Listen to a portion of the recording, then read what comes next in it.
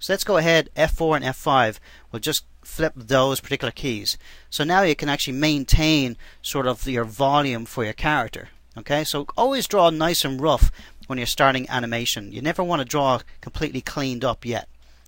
Okay, so that's cool. So now let's go ahead and do an in-between between these two right here. Let's do it at frame 3.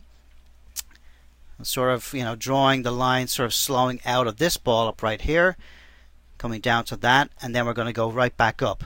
Now, I don't know if this timing is going to work or not, but let's go ahead and just keep going. So now I want to do an in-between between 7 and 9.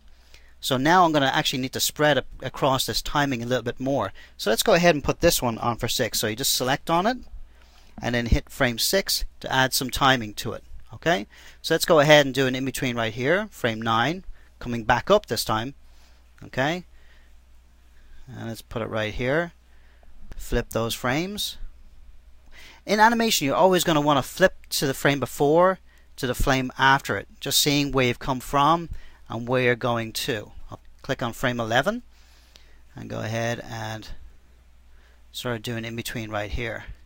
Now we're going to need to do some slowing in and slowing out now, so I need to put in some extra frames here, I think. So let's go ahead and click on this frame, because I need to put some more in-betweens in here to slow this action down a bit. And we click right there, and I'm going to put that on for, let's say, 7 frames, okay? And do some in-betweens right here where we're slowing up into that top pose. So now that drawing hasn't appeared yet until I actually double click or hit the arrow key. Okay, so now down to 15. Go ahead and slow in again.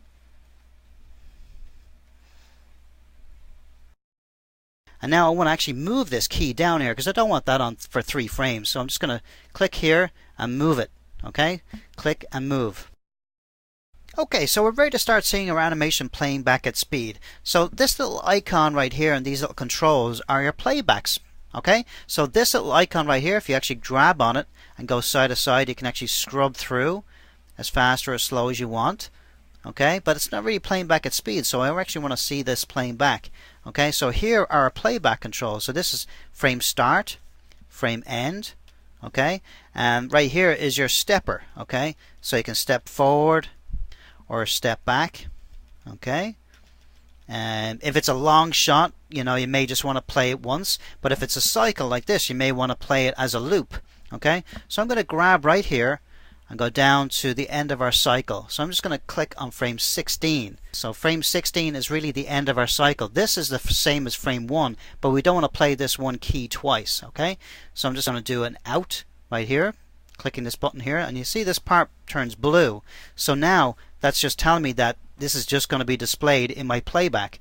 Now I want to enable the loop. Okay, so you click on it, and when the actual button looks like it's depressed, that means that it's actually activated. Okay, so let's go back to the start of our cycle and hit play. So this is where you can actually see your animation playing back 24 frames per second, and it's looping, so you can see if you need to make any corrections. So let's go ahead and export this out as a movie. So I'm just going to go click both of these guys, go to File, Export, and Export Movie. Now see the way it says frame 1 as the start frame and frame end. So I just want to delete that and say 16. Okay. Now you can export it out as an AVI, a movie, or a GIF. And I'm going to actually save it out as an AVI, which is fine. And the width and height should be the same size as you actually made the shot out. And then the codec, whatever codecs you've actually got on your machine. So I'm just going to use Cinepack because that's a nice small compressed file which doesn't really affect the quality of the images. And then I'm going to go configure. I'm going to say, yeah, compress the color, that's fine, or compress the black and white. Okay, and hit OK, and then create the file. So it's at 24 frames per second, and then go ahead and create. And now I'm just going to call it Bouncing Ball Movie, something like that. And then go ahead and hit save. Let's go to my recent documents here, and there's our Bouncing Ball movie, and then that would be playing at speed and looping. Another cool functionality that Flipbook has is cut, copy, and paste. Now it's not copy and paste in the usual way that you would think about it, but you can actually squash and stretch things and reposition them and even rotate them. Okay, so to cut and copy and paste, let's go to a frame where we think we need to put a little bit more squash and stretch or a little less squash and stretch. So let's go ahead and go through our keys right here.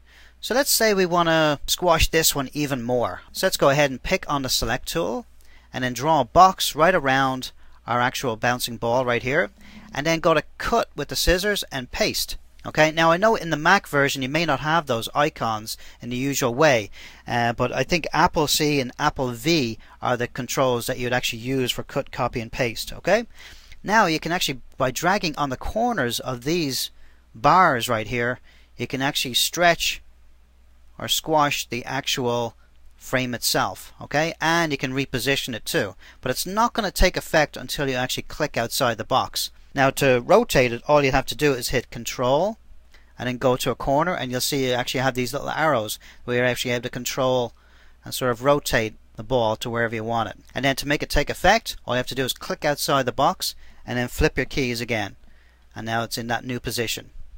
So it's a very, very, very handy tool. Okay, so what I want to show you right now is how to append a level for those who actually have the Studio and Pro versions. Because appending a level gives you all these extra options, like where you can actually put additional things on your animation, like a tail or earrings or whatever you want to do. So let's go ahead and go to Edit, Append Level. And you can see here level 2 just appeared right here. And I'm going to be using this as a way to actually add a tail to my bouncing ball. So let's go up to Options, Lightbox Options, because I want to see my bouncing ball while I'm actually drawing my tail. Okay, so I'm going to go to Animate Straight Ahead, and I'm going to go to Additional Reference Levels A1, okay, because this is where my bouncing ball is. So level 1 right here is going to display this as my reference level. Hit Apply and OK. And now I'm going to double click in frame 2, and now I can actually start to draw my tail. Okay, so I'm just going to draw my first pose, my tail. And I'm going to copy this tail. Okay, so double click in there to make it set, so you can see my tail is in frame level 2 and my ball is in level 1. Okay, let's go to Edit, Copy, and go down to my last frame of my cycle, frame 17, and Edit, Paste. Now let's go ahead and start straight aheading the animation for our tail. Alright, so I'm going to basically choose this point right here and then start to actually animate the overlap for our tail. So I just drew like a simple line of action through there and then start flipping. Next one, keep the point where it came from, keep the tail pointing backwards right here, let it drag. Okay, keep our connection point right here. So very, very quickly you can solve your animation in Flipbook straight ahead and pose to pose, which is so cool. Animate down here, still dragging from where it came from. So I'm letting the point sort of like create this little invisible line right here, invisible curve dragging through. And the cool thing about Flipbook is it's automatically going to composite these frames together, so it's not going to look like it was on a separate level at all, as long as we draw properly and match it up to our reference level of the bouncing ball. It's always going to remain there. Okay, now because we're drawing, you know, on the exact same frames, so it's gonna look like it was actually part of the original drawing. Okay, let's keep dragging it, let it follow through. 13.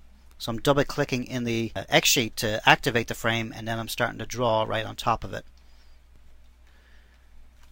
And now we're going to do the in-between right here so we can get back into frame 17. So go ahead and click on a little arrow here and go to in-betweening, previous and next, apply and OK. And now we're going to be able to see our in-between pose. So now I just need to in-between right here to our previous pose and next pose.